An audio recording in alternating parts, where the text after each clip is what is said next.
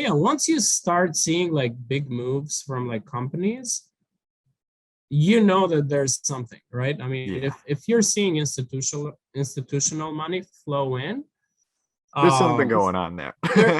Exactly.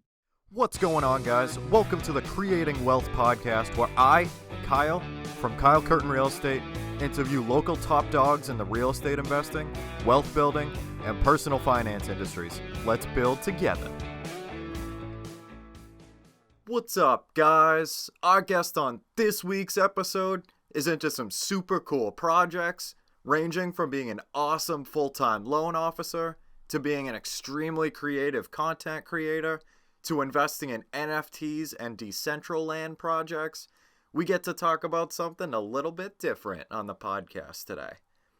In this first part of yet another two-part interview, Sidrit and I chat about some really interesting types of assets that have been taking flight relatively recently and a crash course into how it all works.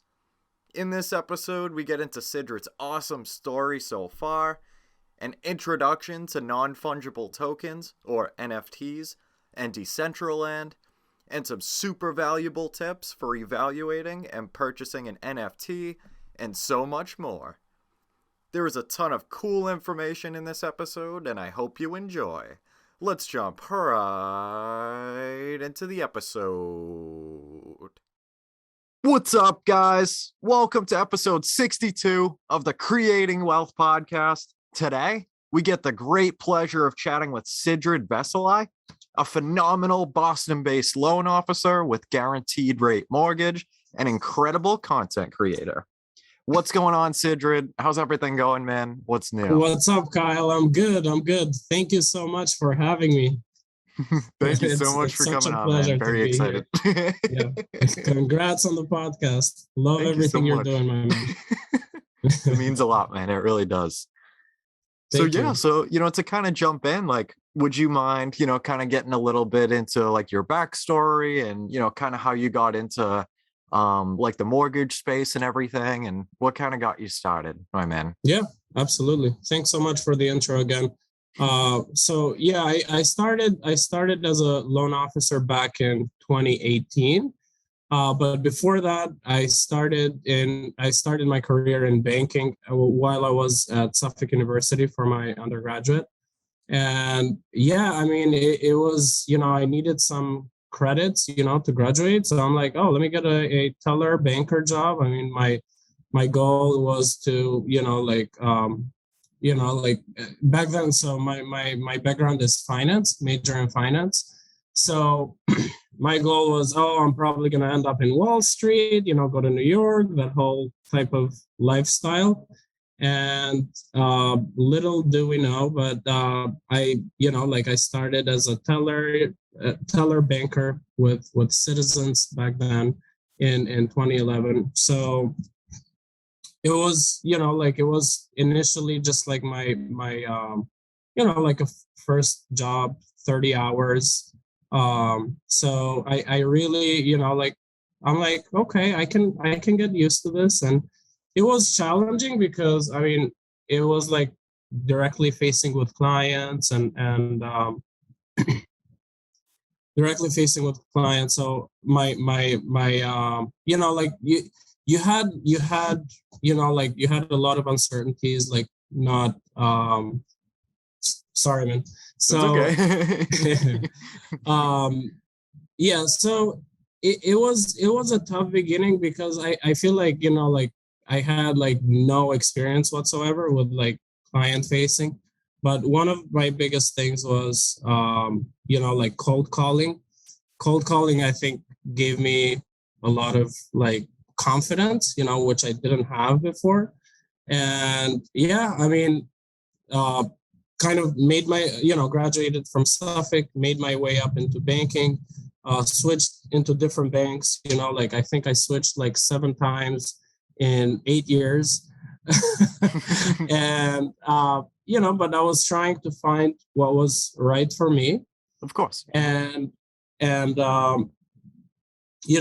in 2018, that was the time that my son was born. And I was really looking at myself, what do I want to do that will help people more? And, like I was loving what I was doing. I was a branch manager, got promoted to a branch manager. But I'm like, I need something that it's bigger, it's going to have more purpose for me, and that I can help people. And it was between either being a lender, a loan officer, or being a realtor. So, knowing that I had the expertise in banking, it made much more sense to transition into mortgages. And started into the mortgage industry in 2018 with a small broker. Then moved to a bigger bank, and for the past year I've been with Guaranteed Rate, which I love. It's an amazing company, and they've really helped build my career. And it's essentially helping out first-time home buyers with our financing. My expertise is 1 to 4 families, one unit to four unit families. And yeah, I mean, I'm also a content creator. I love that part. I mean, Instagram is our second life, right? Speaking of metaverse, I mean, people talk about, metaverse is coming. Metaverse been here. I mean, we've been glued to our phones for a while now. So don't be surprised, guys. But yeah, no, content creating is my other passion. I've gotten very interested in NFTs and cryptos lately too. But yeah, I mean, my little shameless plug, follow me on Instagram, Sidrit.Veselaj, and check out a little more of that. Definitely, man. That's awesome. Oh my God.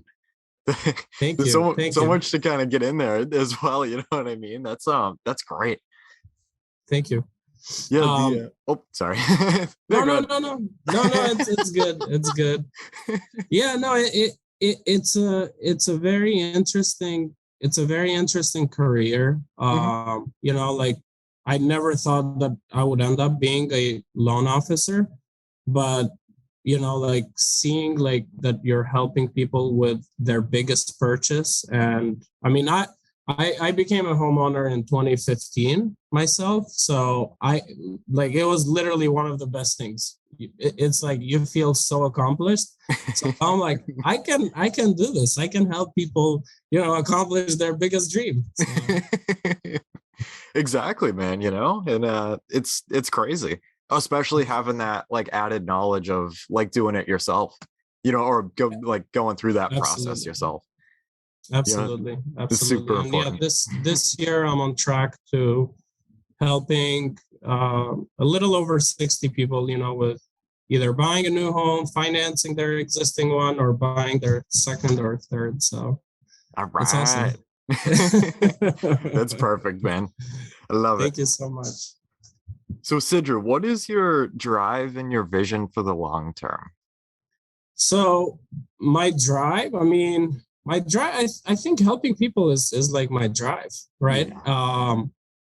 In terms of business, I mean, I want to dream that I can see myself being the #1 loan officer in the US one day, hopefully. Amen, right? Amen.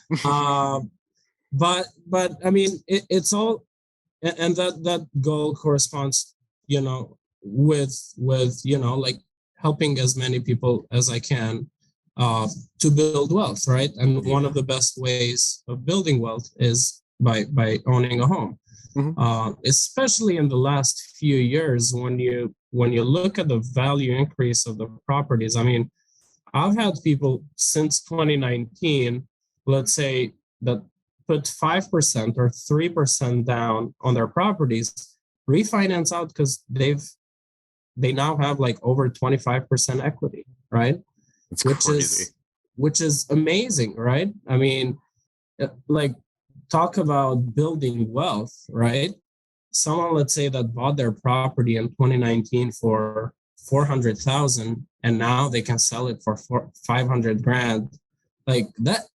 That's crazy. Mind blowing, right? I mean, how can you save $100,000, right? Yeah. I'm sure there are jobs that pay you really well and you can save $100,000 in a couple of years, but there's not many jobs, right? For You're most right.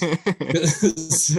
so uh so it's and I experienced it, firsthand with my property. I mean, I've invested it in a few. Right now, we own two properties. Our single family, and we have a vacation/rental at the Cape. But we bought our initial property, two family, in 2015.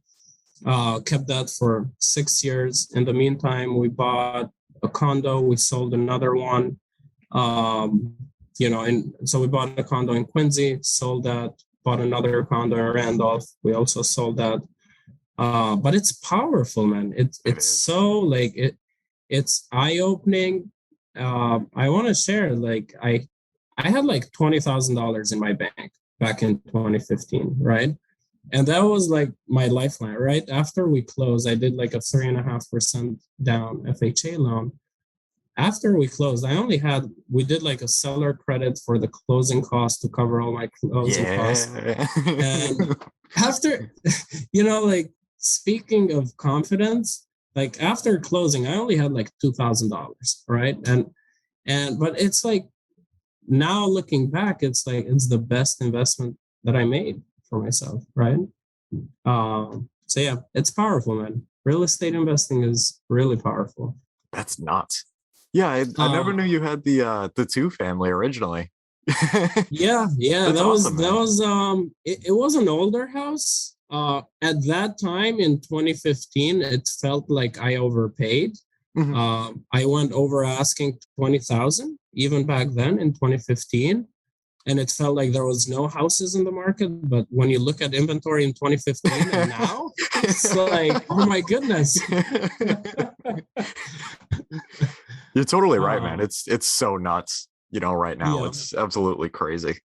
Yeah, but my long-term vision is helping as many people as I can, becoming first-time home buyers. And a lot of my business is like self-sourced, right? Either existing clients or, like referred from friends and family. And obviously some of, realtor partners that send me business. I do have another long-term like goal. I do want to start like my own NFT project. Nice. Still haven't narrowed it down. It's still, like some time down. But I do want to create something where it will benefit kids. I think kids are, our future, our foundation, right? For everything, for tomorrow. So I think like my idea about this NFT will be that it will contribute, to kids somehow. And let's say 5 or 10% of my proceeds from the NFTs will go to like a kid organization, or maybe have like a foundation that will contribute to them, whether it's education or, like feeding, whatever. But yeah, I think something geared towards the kids, because kids will be the future one day, and they are the future. So helping them out early on, like I think it's crucial. So that's part of like my long-term vision, besides business. That's super cool, man. I'm still Thank you. super like primitive to the like the NFT space. Like I still like can't really tell you what it is. It's like it's super interesting, but like I haven't really wrapped my head around it, Yeah. What kind of got you into like the NFTs and stuff like that? Gary V, actually. Hey, right. I think it was like before May of this year, right? I mean, he was announcing his V Friends. Like, so NFTs stand for non-fungible tokens. They're part of the Ethereum, a lot of them, the most famous ones are part of the Ethereum blockchain. So it's like a virtual asset that you have, but that you're the only owner, that is listed on that blockchain. So what made me start, I mean, it was definitely Gary V. I mean, it was probably one of the best $4,000 investments I've made. It was tough to explain it to my wife, like what I'm using $4,000. It's going to be awesome. Trust me. It's going to be okay. But, few months down the road, and, I think it's cheapest VFriends right now. It's like $40,000 or something. Oh my God. Which is amazing. That's incredible. Yeah. So it was definitely a good investment. But yeah, no, I guess I was a Gary Vee believer, I was kind of blind with what he was saying. So I went along and, I trust, and I did do a lot of research, readings, watching videos, what NFTs are. And I'm going to say invest in NFTs that have a community behind it, and invest in NFTs that, the creator and you trust them. If you get a DM from someone on Instagram saying, hey, there's a cool NFT project, do more research, please, and highly speculative. A lot of them, they're just pump and dumps, right? That they release a version and then they're never to be found. So they sell, let's say, 500 copies or whatever they have, and then they don't have a community behind it. So obviously no one's going to trade, or sell them or want to buy them. But there are some really cool collections. I mean, check out Bored Ape Yacht Club, Mutant Ape Yacht Club. Check them out. Yeah. VFriends, obviously. It sounds super interesting, man. I wanted to ask when you were talking about that a minute ago. Are there bots out there now? Those Bitcoin bots that are all over everybody's posts? Are there bots for NFTs now? They are. There are. I bet.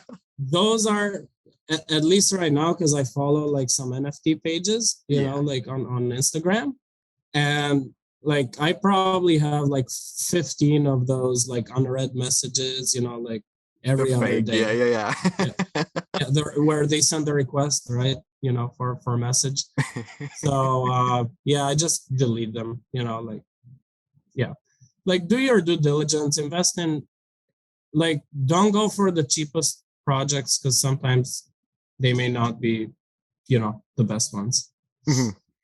So I guess, how does it kind of work with the community with the NFTs? Is it I don't know. I'm just trying to wrap my head around it. I'll tell you more. So sure. What you want to do is you want to see that they have a lot of them, they have a Twitter page, right? Mm-hmm. See how many followers. I mean, are they actual followers? Are people posting on their Twitter? What others are saying about the project on Twitter? And it's not only the moderators that are talking, but other followers like you and I, contributed on Twitter. And then very importantly on Discord, right? Discord, I don't know if you have Discord or not, but it's kind of a private type of messaging or chat where you have to be invited or you have to have the link for the group to join, right? Gotcha. So if you go on that group and let's say that group has 5 or 10,000, 15,000 members, Discord members, then chances are, there's some backing behind this NFT, but also look at how much engagement there is on that Discord as well. So that's how you can kind of start gauging the NFT community and how they're doing. Also search for them on Instagram too. They may have a strong community on Instagram too. So just because you like a picture doesn't mean that it's going to have value a year from now. Having a strong community behind it, it will be key to NFTs for sure. Yeah. So man, who actually makes the actual pictures? Is it like artists and stuff, or actual people within the community, or? So yeah, I mean, for Gary Vee, he doodled his own. I've seen some of those. They're literally whiteboard drawings, and they're yeah. That's awesome. I'll show you. I mean, I Yeah. think I have one on my phone. Yeah, there you go. So, Yeah. yeah, that thing is going for like 40 grand. It's crazy. That's incredible. Yeah. And like, is it But really? Sorry. No, go ahead. Go ahead. So like, is everything pretty much just centered around that like collectible kind of thing, I guess you could say? Like, I don't know. I'm trying to like relate it to I mean, sports card, right? I mean, you could see it as a collectible sports card. Benefit for the artist is that they're gonna earn royalties for life every time that thing resells, right? Oh my God. Let's say we trade one of those NFTs. Gary Vee is gonna make 10% out of it. So wow. And let me tell you this. He made, with his VeeFriends collection, he made $90 million in his first 90 days. Oh my God. and you know, he said that a year from now he knew nothing about NFTs. So really? He put his head down, you know, learned what he had to. Obviously, he has much more capital than we do and much more resources, but 50 million were made from the initial sales when all of them went for sale. Mm-hmm. And the other 41 million was made from royalties. So Gary Vee, you know, like he's going to release a second VeeFriend edition and all that, but he's like, just from NFTs alone, he could be making $50 to $100 million a year based on like resales. That's unbelievable. So now, like, how does mind blowing? It's wow. So like, how does it work do people like bid on each other's to like trade and stuff? Like, I guess, how could you say like how are like the purchase prices set?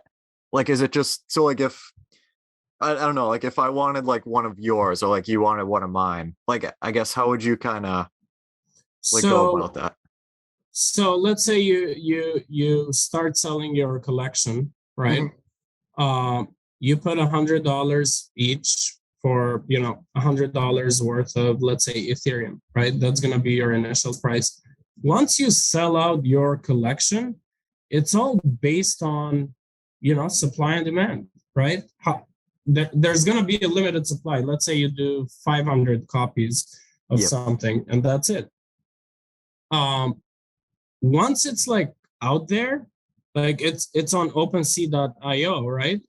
People can see what's in your wallet, right? People can go to your wallet and see like, what do you have? And the price could be 1,000, 5,000, 10,000, depends on, you know, like the interest on. And that's why like people say it depends on the community that you have. Oh. Gary Vee has a huge community, right? So if he puts out a news on something, he has the ability to bring up the value of like an NFT, right? He had this girl, it was Women and Weapons, right? She has her own collection. When they started the live call on Twitter and he was talking about her NFTs were going for like 0.08, right? Of Ethereum, which was, I don't know, like $250, $300. Mm-hmm. By the end of that call, her NFT prices were at like 0.2. And they were going for like $1,000. Oh my God. Just because, I mean, Gary Vee has so much influence, right? Yeah. I mean, it's amazing. But yeah, no, you set the initial price, but eventually it's the market. And whoever wants to buy your NFTs that will you know, like we'll determine what price is next. And yeah, I mean, it's unbelievable. I mean, his NFTs were selling as much as like 75 grand a few months back. I mean, they've dropped now, but from that high, but it's crazy. Yeah. It's insane. It's just like, it's the most like like unbelievable concept. You know, like now it's starting to make a little bit more sense to me. Like I kind of see, you know, what like people are hyping up about and stuff. And like that's one hell of an asset, man. Like if you were like creating that and like collecting royalties every time it got traded and stuff, like that's wow. Yeah, it's a game changer for artists. So now what he's done is, so if you're like a VFriends holder, you get in on like the first things that he'll release, right? So let's say he's selling a new book. He's going to offer it to his VFriends holders, right? If he, you know, so with that VFriend, the only people that can participate in his annual conference, it's called VCon, that he has. It's going to be hosted in Minnesota in 2022.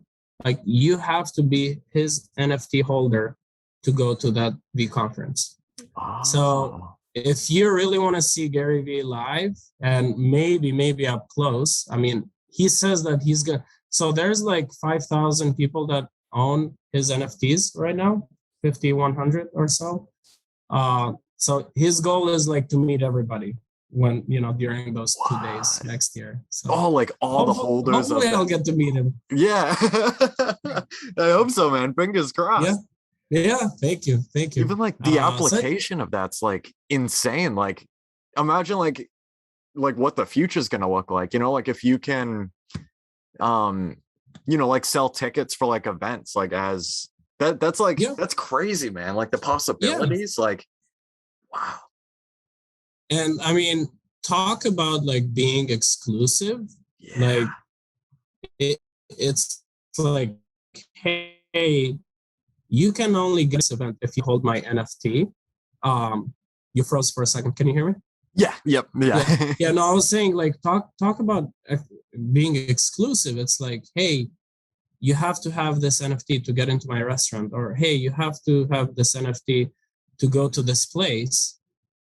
It's like it's so good. I mean, it's so much proprietary, right? So much exclusivity.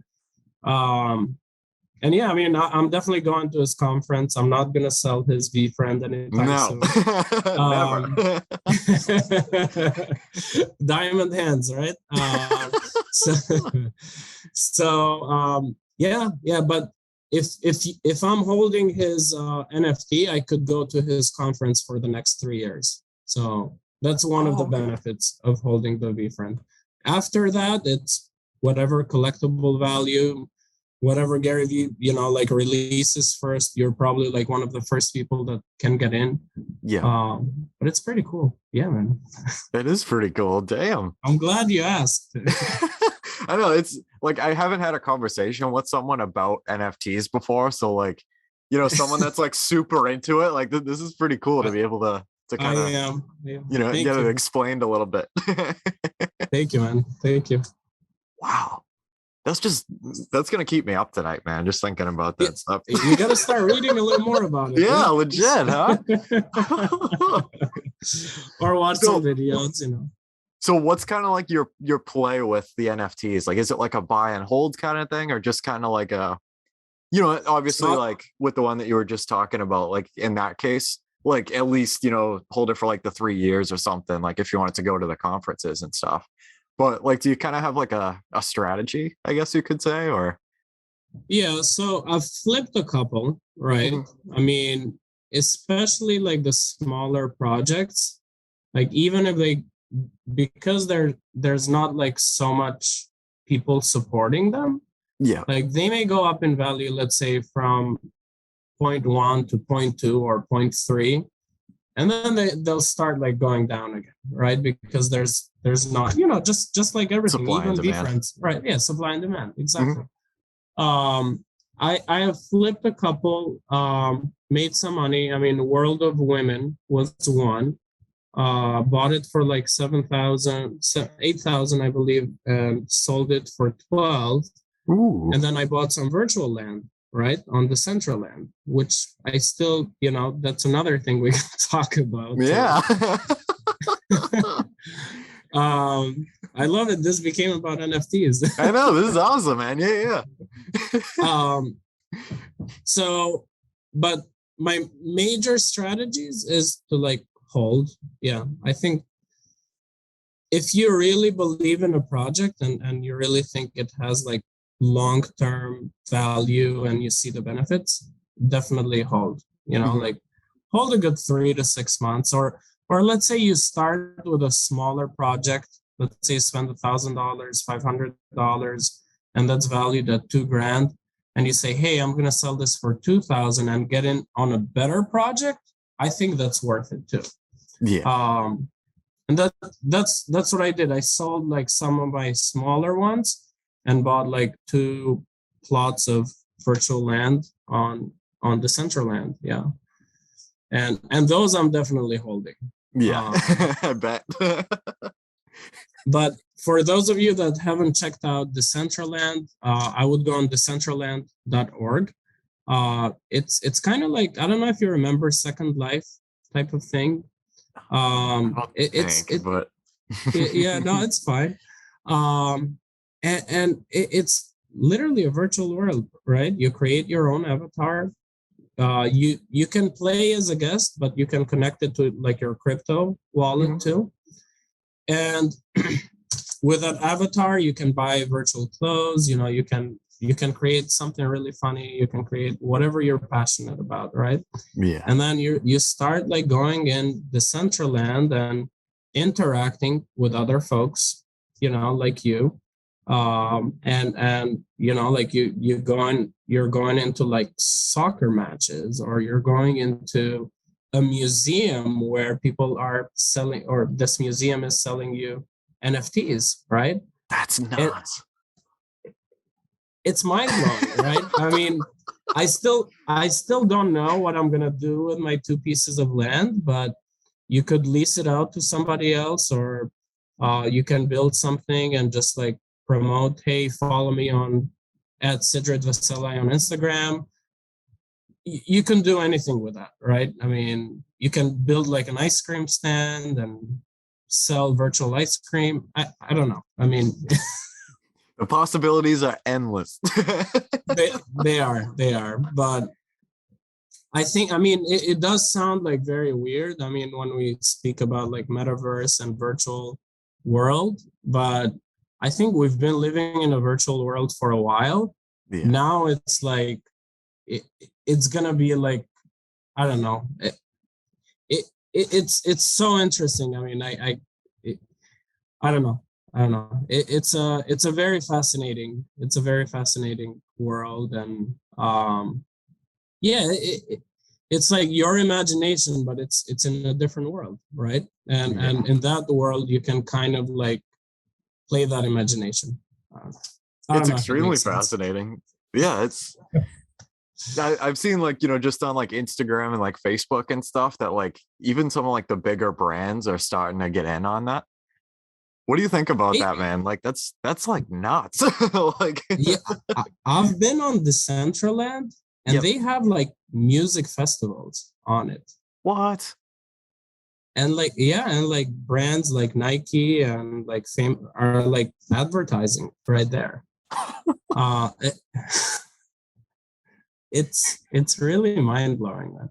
Yeah. And you have like your own virtual currency, buying virtual goods. And again, that doesn't mean that virtual good will have any value, but who knows, right? I mean, you buy like a really cool sweater that someone made, or it was from VFriends, or like Gary V, for example, and maybe someone 10 years from now will want to buy that shirt that Gary Vee made, right?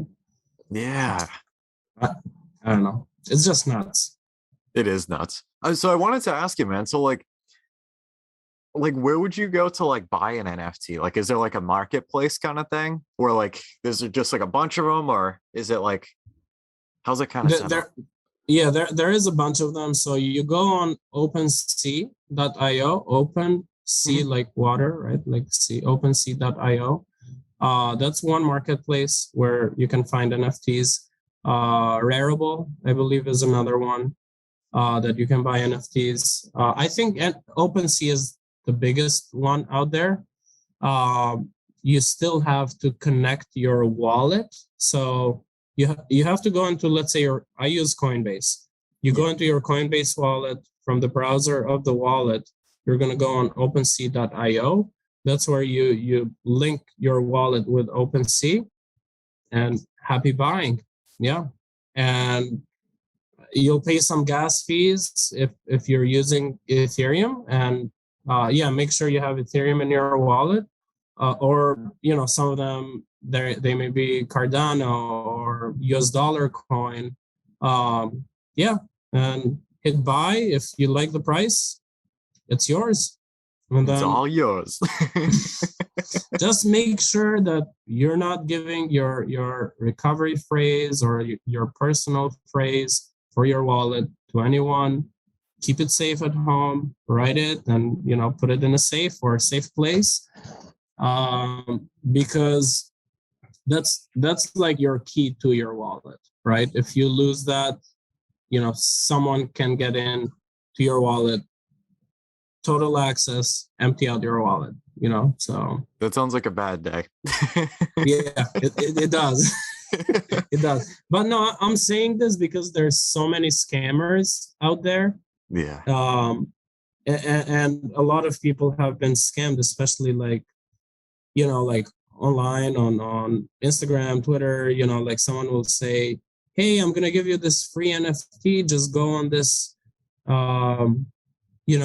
Word document right here on this link and paste your 12 word key phrase, and then we'll send you your NFT. And little do they know is that that person is hacking their wallet.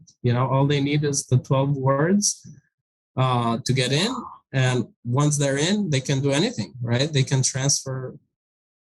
So yeah, be very, very careful with, online scams and frauds for NFTs and cryptos. Mm-hmm. So is that key phrase, is it like a super like lockdown password kind of thing? Exactly. Okay. So that's like, so that's technically, for a lot of wallets, that's technically the only way for you to get in. Meaning, if you lose those 12 words, in a row, and you don't, they have to be in the same sequence. Otherwise, you're never going to get in your wallet. Let's say you lose that piece of paper, you log out of your Coinbase, or you lose your phone, you can never retrieve that wallet again. So that's like completely independent from like any like reset or anything. Like you just like have to have that code to be able to access it, and like there's no like recovery or anything. You can back it up on your iCloud, or you can back it up, like in your notes, in your, like iPhone. But yeah, is it recommended? Probably not. Yeah. In case your phone gets hacked. Yeah. But these are like non-custodial wallets. You have custodial wallets where, let's say, you have the other Coinbase non-custodial wallet where Coinbase is managing the money for you. Like they're keeping the key phrases, right?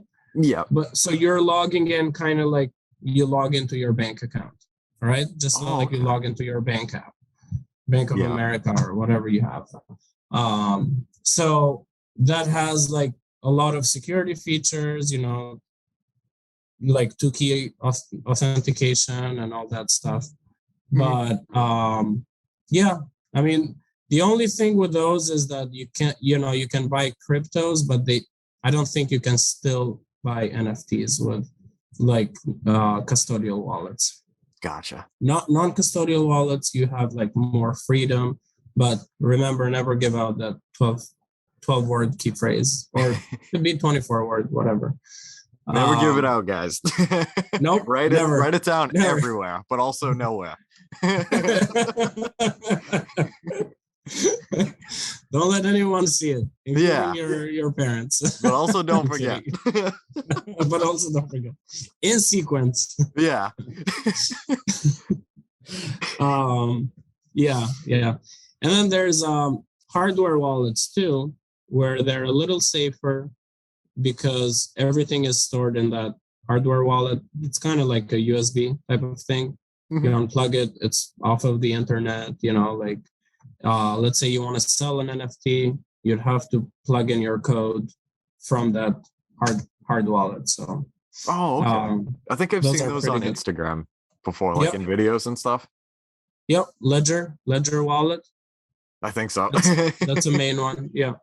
And another disclaimer, if you're gonna buy like a wallet, buy it directly from the manufacturer's website. Don't buy it from Amazon or eBay, because sometimes those could be resales. So someone may know the key phrase of that wallet, of that hardware wallet. Wow. So make sure buy directly from That's interesting. That's super interesting. Because like there's no way to like reset that phrase or anything, right? Like it's nope. Oh. Whatever you've been given when you open your wallet, that's it. Yeah. Oh, okay. Yeah. Open up a Coinbase wallet, check it out. Doesn't take much, but yeah. You'll just so you can experience it. I mean, you don't need to put money in it, but just so you can see how everything works. And yeah. That's crazy, man. That's absolutely nuts. I'm still like this is like, I'm not gonna sleep tonight. Like I'm gonna be thinking about this stuff and the possibilities until like tomorrow morning. Like even like there's so much in here, man. Like the even like like the plots of land you bought and like the Decentraland, like like what are the possibilities? Like like Earth outside is pretty cool. Like people bought a lot of land, so I'm just gonna go here and buy this instead. Like and like it's what are the odds? Crazy. It is. I mean, so after Mark Zuckerberg made his announcement about the metaverse and all that, you can see so the place, Decentraland, has its own currency, right? So the currency was trading about like 70 something cents, right? And then the moment that Facebook announced the metaverse and all that, it jumped to like $4, for one mana. Yeah, which is crazy, which is insane. And yeah, I mean, land subsequently went from, you could buy land for like $6,000, and then it went up to 15,000 for one of those small parcels. Wow. And then you had like tokens.com that bought like $2.4 million worth of land in Decentraland. So yeah, once you start seeing like big moves from like companies, that there's something, right? I mean, if you're seeing institutional money flow in, there's something going on there. Exactly. And I'm betting on Decentraland because they've been like one of the first one. They've built like an amazing ecosystem. The users, it's called like a DAO. The users like get to decide like what happens next in that world, right? Only the users get to vote what happens in Decentraland, right? Let's say we want to say, we want to ban Kyle Curtin, or we're gonna build a railroad and Kyle Curtin's house, right? If everyone votes, you're done, man. That's it. Yeah. That's cool, man. So it's like completely independent from like that. I don't know. I guess like politics and stuff. Like it's all like contained like within itself, kind of. Yeah. So like users get to make their own rules, and they put it up for a vote. And if people like it, it becomes like legit. So yeah. I've been on there like on the system maybe like 4 or 5 times, but those times that I've went in, there have been at least like 1,000 to 2,000 people at one point. So, and I think it's only the beginning, Yeah. Yeah, and they're like roaming around, looking at stuff, watching a soccer game. If you're like a software engineer, like you could technically build anything and put it in the Decentraland if you own your own land. Mm-hmm. So is there a lot of like development and stuff like that? Like, you know, like if somebody wanted to make, you know, like we were talking about earlier, like an ice cream stand or something, right? Like, do you have to, I guess, is there like a market kind of thing where like this pre-made, like? Correct.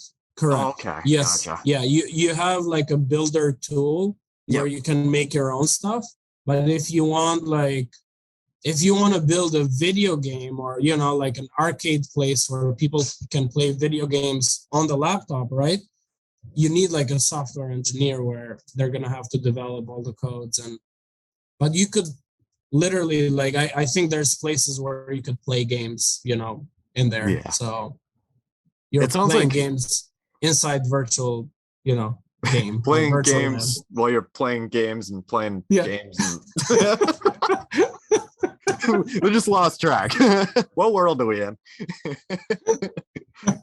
It sounds like you know, I think it's really interesting, you know, with the potential opportunity for like software engineers and like developers and stuff, because like it just kind of brings like sometimes they talk about it in like Instagram, like, you know, quote pictures and stuff like that of like, you know, back in like the gold rush days and everything, where like people were panning for gold, and it asks like, oh, you know, like who were the people who made the most during the gold rush, and it said like, oh, the people who made the shovels. You know, then you're like, oh, wait a minute, like if you were a software developer, like would you pretty much be the guy that could make the shovels that the people use to, you know? So like absolutely, it sounds interesting, you know, like IT in general. I mean, the demand will be crazy. Amazing. I mean, yeah, software engineer, I mean, it's going to be a high demand, you know, high paying job. I think I was reading an article today. JP Morgan was, I think they were increasing their software engineer salaries to like 300,000 minimum. Yeah. Because they don't want them to leave, right? I mean, and they know what's happening next, right? I mean, it's all this crazy stuff that we're doing, we're all part of, right? So yeah, I mean, they're preparing not to let their people go, right? But there's so much opportunities out there in every field. I mean, it's not just, you know, real estate or mortgages. I mean, like all this technology is going to impact all of us. And the best thing you can do is be out there, you know, like have your social medias ready, you know, speak about what you know, speak about what you do, help other people out, and you know, grow from there. All right, guys, that concludes our Creating Wealth podcast episode for today. I want to thank every single person that has listened this far. It really means a lot to know that people can learn from me and with me as we build wealth together. Hopefully you can take home at least one thing from this podcast that will improve your life just a little bit. If you could, please check me out on social. That's at Kyle Curtin Real Estate on Instagram, Facebook, and I'm on Biggerpockets. Until next time, let's build together.